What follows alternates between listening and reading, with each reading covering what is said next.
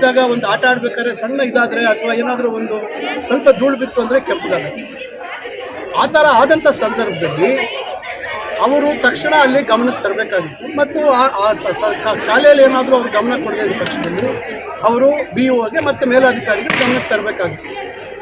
ಇದು ಯಾವುದೂ ಯಾರ ಗಮನಕ್ಕೂ ಬಂದಿಲ್ಲ ಅಂತ ನನಗೆ ಬಂದಿರತಕ್ಕಂಥ ಮಾಹಿತಿ. ನಂತರ ಆಧಾರ್ ಕಾರ್ಡ್ಗೆ ಹೋದಂಥ ಸಂದರ್ಭದಲ್ಲಿ ಆಗ ಕಣ್ಣು ಪರೀಕ್ಷೆ ಮಾಡಿದಾಗ ಒಂದು ಕಣ್ಣಲ್ಲಿ ದೃಷ್ಟಿ ಇಲ್ಲ ಅಂತಕ್ಕಂಥದ್ದು ಹೇಳಿದ್ರು ಅಂತ ಹೇಳಿ ಆಗ ಪೋಷಕರು ಅದ್ರ ಬಗ್ಗೆ ಯೋಚನೆ ಮಾಡಿ ಮಿಂಟೋ ಹಾಸ್ಪಿಟ್ಲು ಮತ್ತೊಂದು ಕಡೆ ಹೋಗುವಂಥದ್ದು ಮಾಡಿದಾಗ ಶಾಲೆಗೆ ಬಂದು ತಿಳಿಸಿದಾಗ ಶಾಲೆಯಲ್ಲಿ ಇರ್ತಕ್ಕಂಥ ಶಿಕ್ಷಕರು ಎಲ್ಲರೂ ಅವರು ಸ್ವಲ್ಪ ವಂತಿಕೆಯನ್ನು ಕೊಟ್ಟು ಅದನ್ನು ಅವ್ರಿಗೆ ಚಿಕಿತ್ಸೆ ಕೊಡೋಣ ಅಂಥೇಳಿ ಪ್ರಯತ್ನ ಮಾಡಿರ್ತಕ್ಕಂಥದ್ದಿದೆ ಅಂತ ನನಗಿರುವಂಥ ಮಾಹಿತಿ. ಅದಾದ ನಂತರ ಅವರು ದೃಷ್ಟಿ ಬರೋದಿಲ್ಲ ಅಂತಕ್ಕಂಥದ್ದು ನರ್ವ್ಸ್ ಅಫೆಕ್ಟ್ ಆಗಿದೆ ಅಂತೇಳಿ ಹೇಳ್ತಾ ಇದ್ದಾರೆ ಅಂತೇಳಿ ಇಲ್ಲಿ ಹೇಳಿರ್ತಕ್ಕಂಥದ್ದು. ಇದಾದ ನಂತರ ಈಗ ಅದನ್ನು ಬೇರೆ ಬೇರೆ ರೀತಿಯಲ್ಲಿ ರಾಜಕೀಯ ಇದಕ್ಕೆ ಬಳಸ್ಕೊಂಡು ಈಗ ಆ ಮಗುಗೆ ನಿಜವಾಗ್ಲೂ ನ್ಯಾಯ ಮಾಡಬೇಕು ಅಂತಂದರೆ ನನ್ನ ಗಮನಕ್ಕೆ ಬಂದ ಮೇಲೆ ನಾನು BO ಅವ್ರಿಗೆ ಹೇಳಿದೆ, ಸಮಗ್ರವಾಗಿ ಹೋಗಿ ವರದಿ ತಗೊಂಡು ಶಾಲೆಯಲ್ಲಿ ಏನಾಗಿದೆ ಅಂತಕ್ಕಂಥದ್ದು.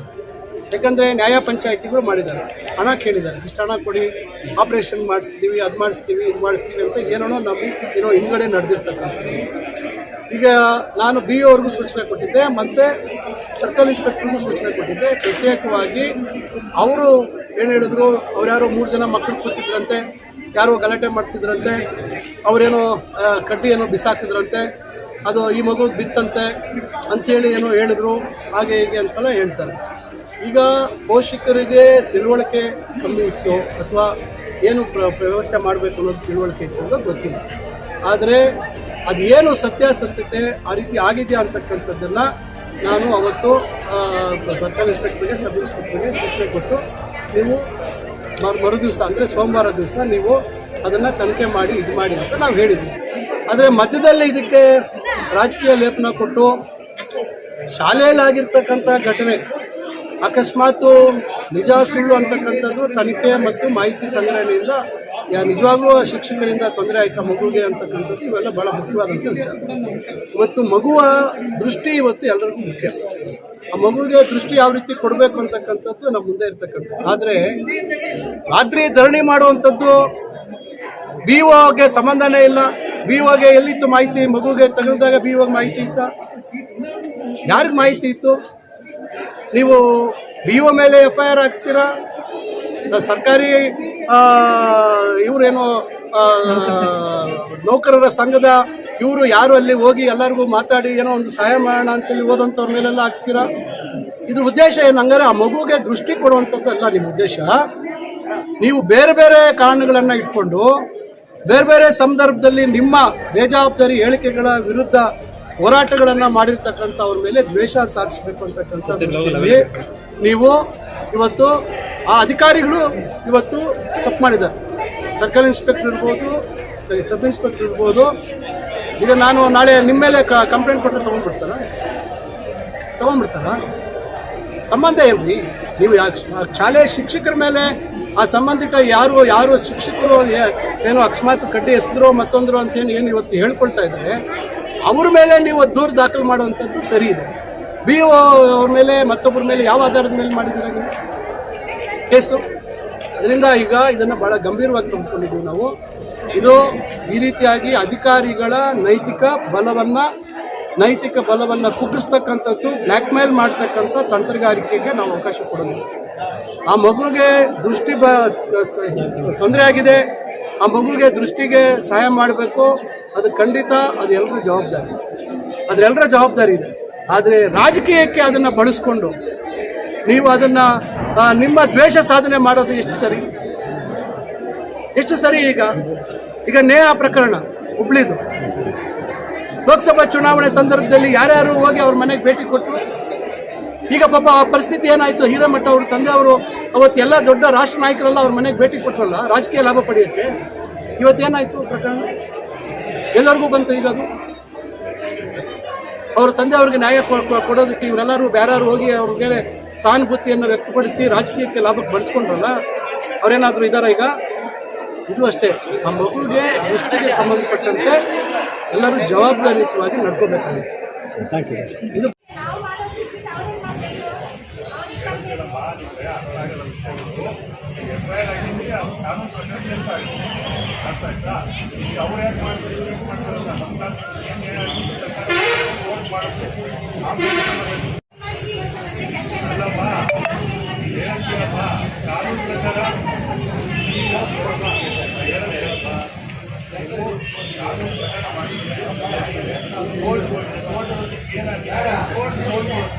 ಯಾರು ತಪ್ಪು ಮಾಡಿದ್ರೆ ಅವ್ರು ಪನಿಷ್ಮೆಂಟ್ ಆಗುತ್ತೆ.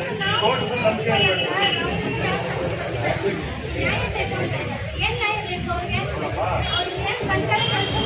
ನಾವು ಕೇಳ್ತೀವಿ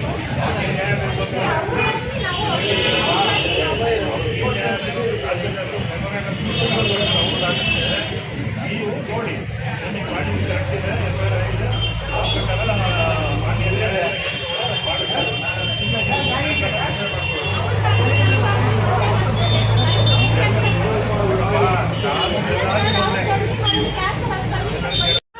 ಸರ್. ಅವ್ರು ಮಾಡಿದ ತಪ್ಪು ಕಾನೂನು ಪ್ರಕಾರ ಜಡ್ಜು ಏನು ತೀರ್ಮಾನ ಕೊಡ್ತಾರೆ ಅದ್ರ ಮೇಲೆ ಆಗಿದ್ದೀನಿ ಸರ್. ಇದೆಲ್ಲ ಯಾಕೆ ಮಾಡಬೇಕು ಸರ್? ಅವರು ನನಗೆ ಉತ್ತರ ಕೊಡಬೇಕು.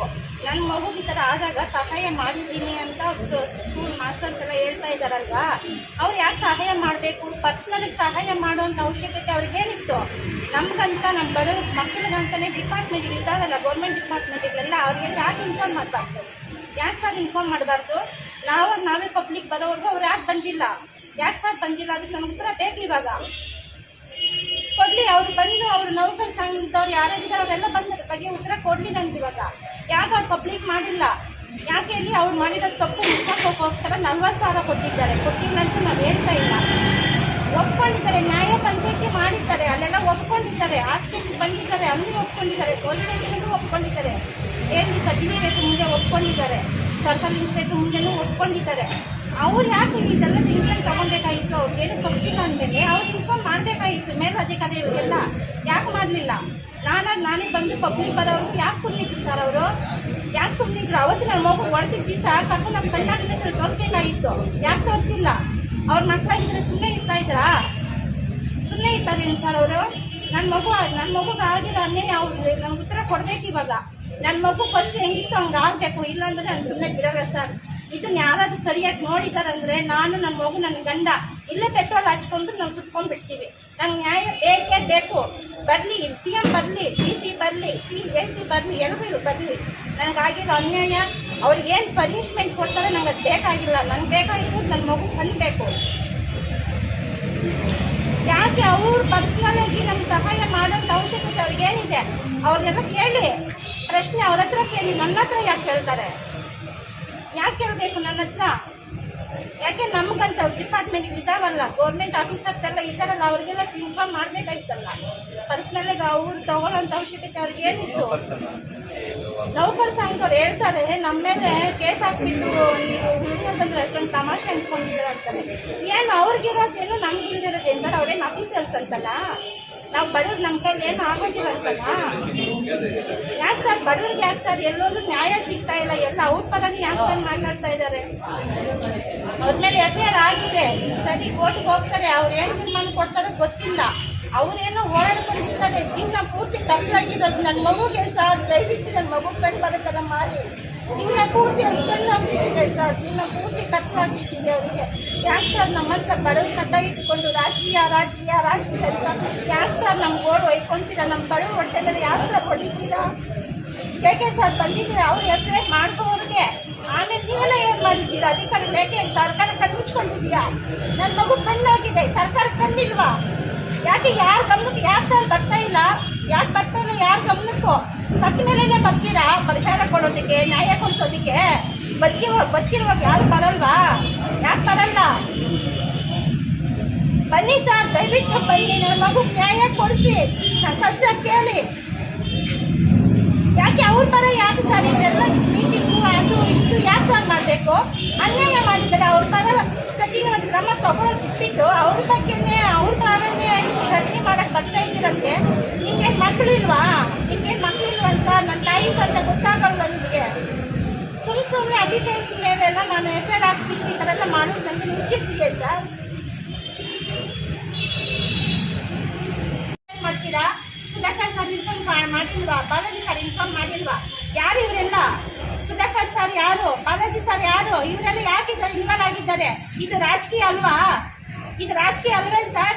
ಒಂದು ವಾರದಿಂದ ನಮ್ಮ ಕಷ್ಟ ನೋಡಿ JK ಸರ್ ಬಂದು ಎಫ್ಐಆರ್ ಮಾಡಿಸಿದ್ದಕ್ಕೆ ಅದು ರಾಜಕೀಯ ಅಂತ ಇದ್ದೀರಾ ನೀವು? ಯಾವ ಭಯಲ್ಲಿ ಸರ್ ಹೇಳ್ತಾ ಇದ್ದೀರಾ? ಒಂದು ಮಗು ಕಣ್ಣಾಗಿದೆ, ಮುಂದೆ ಅದು ಮಗು ಓದಬೇಕಾಗಿರೋದು ಫ್ಯೂಚರ್ ಬಗ್ಗೆ ಯೋಚನೆ ಮಾಡೋದು ಬಿಟ್ಟು ತಪ್ಪು ಮಾಡಿರೋ ಬಗ್ಗೆ ಅಂತ ನೀಚರ ಬಾರ ನೀವು ನಿಂತಿದ್ದೀರಲ್ಲ.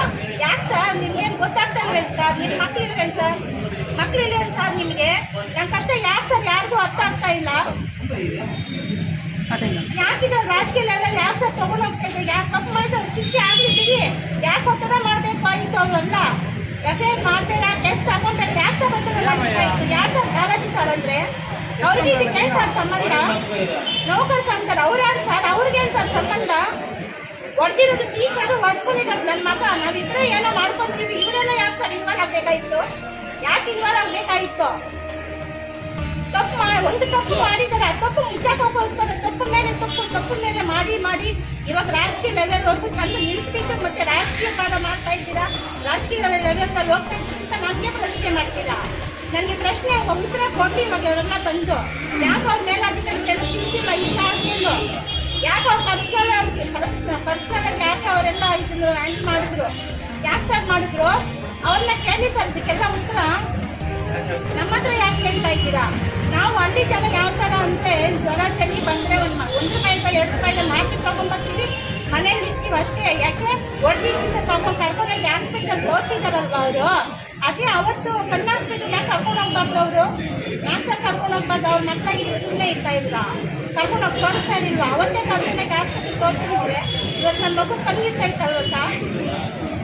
ನಾನು ಅವ್ರದ್ದು ಇನ್ಫಾರ್ಮ್ ಮಾಡಿದ ದಿವಸನೇ ನಮಗೂ ಅದಕ್ಕೆ ಸಂಬಂಧ ಏನಾದರೂ ಮಾಡ್ಕೊ ಹೋಗು ಅಂತ ಅವಾಗಲೇ ಹೇಳ್ಬೇಕಾಗಿತ್ತು. ಯಾಕೆ ಪೊಲೀಸ್ ಕಂಪ್ಲೇಂಟ್ ಕೊಟ್ಟೇರಿ, ಅವ್ರಿಗೆ ಹೇಳ್ಬೇಡಿ ಇವ್ರಿಗೆ ಹೇಳ್ಬೇಡಿ ಅಂತ ನಮ್ಮನ್ನು ಯಾಕೆ ಸರ್ ಲಾಕ್ ಮಾಡಿದ್ರು? ಅವರು ಯಾಕೆ ಲಾಕ್ ಮಾಡಿದ್ರು? ತಪ್ಪೇ ಮಾಡಿಲ್ಲ ಅಂದಮೇಲೆ ಮೇಲೆ ಅಧಿಕಾರಿಗಳಿಂದ ಯಾಕೆ ಸರ್ ಒತ್ತಡ ಮಾಡಿಸ್ಬೇಕಾಗಿತ್ತು? ಎಫ್ಐಆರ್ ಮಾಡ್ತೀನಿ ಅಂತ ಯಾಕೆ ಒತ್ತಡ ಮಾಡಿಸ್ಬೇಕಾಗಿತ್ತು? JK ಸರ್ ಬಂದಿದ್ದಾರೆ, ಎಫ್ಐಆರ್ ಮಾಡಿಸಿದ್ದಾರೆ. ಉಳಿದಿರೋ ಅಧಿಕಾರಿಗಳು ಏನು ಮಾಡ್ತಾ ಇದ್ದಾರೆ? ಈ ಸರ್ಕಾರ ಕಣ್ಮುಚ್ಕೊಂಡಿದೆಯಾ? ಬಂದು ನನ್ನ ನ್ಯಾಯ ಕೊಡಿಸಿ. ನನ್ನ ಮಗು ಜೀವನ ಕಿತ್ಕೊಂಡಿರೋ ಶಿಕ್ಷಕಿ ಬಗ್ಗೆ ಇಷ್ಟೆಲ್ಲ ಹೋರಾಟ ಮಾಡೋದು ತಯಾರಾಗಿದ್ದೀರಲ್ವಾ? ಯಾಕೆ ನನ್ನ ಮಗು ಫ್ಯೂಚರ್ ಯಾರು ಕಣ್ಣು ಕಾಣಿಸ್ತಾ ಇಲ್ಲ? ಸತ್ತ ಮೇಲೆ ಬರ್ತೀರಾ ಪರಿಹಾರ ಕೊಡೋದಕ್ಕೆ? ಸತ್ತ ಮೇಲೆ ಬರ್ತೀರಾ ನ್ಯಾಯ ಕೊಡೋದಕ್ಕೆ? ಬರ್ತಿರುವಾಗಲೇ ಬನ್ನಿ ಸರ್, ನಮ್ಮಂತ ಬಡವ್ರ ಪರ ನಿಂತ್ಕೊಳ್ಳಿ ಸರ್, ನಮ್ಮಂತ ಬಡವರಿಗೆ ನ್ಯಾಯ ಕೊಡಿಸಿ ಸರ್. ಇದನ್ನು ಕಡಿಯೋಕ್ಕೆ ಯಾರಾದ್ರೂ ನೋಡಿದ್ದೀರಂತೆ ಇದೆಲ್ಲ ಹೆಸರು ಇರಬೇಕು. ನಾನು ನನ್ನ ಗಂಡ ನನ್ನ ಮಗು 3 ಜನನು ಇಲ್ಲೇ ಪೆಟ್ರೋಲ್ ಹಚ್ಕೊಂಡು ಬೆಂಕಿ ಸುಟ್ಕೊಳ್ತೀವಿ. ನಾನು ಇದನ್ನ ಸುಮ್ಮನೆ ಬಿಡೋದಿಲ್ಲ. ಬದಲಿ CM ಬದಲಿ DC ಬದಲಿ AC ಬದಲಿ ಯಾರ್ಯಾರು ಬರ್ತಾರೆ ಎಲ್ಲರೂ ಬದಲಿ ನಾನು ಬಿಡೋದಿಲ್ಲ. ಇವತ್ತು ಯಾವುದಾದ್ರೂ ಒಂದು ತೀರ್ಮಾನ ಆಗಲೇಬೇಕು. ನನ್ನ ಮಗು ತಂದು ಕೊಡಲೇಬೇಕು. ನನ್ನ ಮಗು ಎಲ್ಲರೂ ಬರಲಿ. ನನ್ನ ಮಗು ಆಯಿತು ಅನ್ನೋ ಬಗ್ಗೆ ಮಾತಾಡ್ತೀನಿ. ಯಾಕಾಯಿತು ಹೆಂಗಾಯ್ತು ಅಂತ ಕೇಳಿ ಸುಧಾಕರ್ ಸರ್ ಹೇಳ್ತಾರೆ, ನಮ್ಮ ಮನೆಯಿಂದ ಬನ್ನಿ ಅನ್ನೋ ನಮ್ಮ ಕೈಲಾದಷ್ಟು ಸಹಾಯ ಮಾಡ್ತೀವಿ ಅಂತಾರಲ್ಲ. ಯಾಕೆ ಓದ್ತಿರೋ ನಮ್ಮ ಹತ್ರ ಬರಲ್ವೇನು ಸರ್ ಅವರು? ನಮ್ಮ ಮನೆಗೆ ಬರೋದಿಲ್ಲ. ಇವಾಗ ನಾವೇ ಅವ್ರ ಮನೆಗೆ ಹೋಗ್ಬೇಕು. ಓದ್ತಿದ್ರೆ ಮಾಡಿ ಮುಗಿಸಿದ್ರೆ ಮನೆಯಲ್ಲೇ ಬಂದು ಓಟ್ ಹಾಕ್ಸ್ಕೊಂಡು ಹೋಗ್ತಾರೆ. ಅವ್ರಿಗೆ ವೆಹಿಕಲ್ ಕಳಿಸ್ಕೊಂಡು ಓಟ್ ಹಾಕ್ಸ್ಕೊಳ್ತಾರೆ. ಇವಾಗ ನನ್ನ ಮಗು ಅನ್ಯಾಯ ಆಗಿದೆಯಲ್ಲ, ನನ್ನ ಹತ್ರ ಬಂದು ನಾನು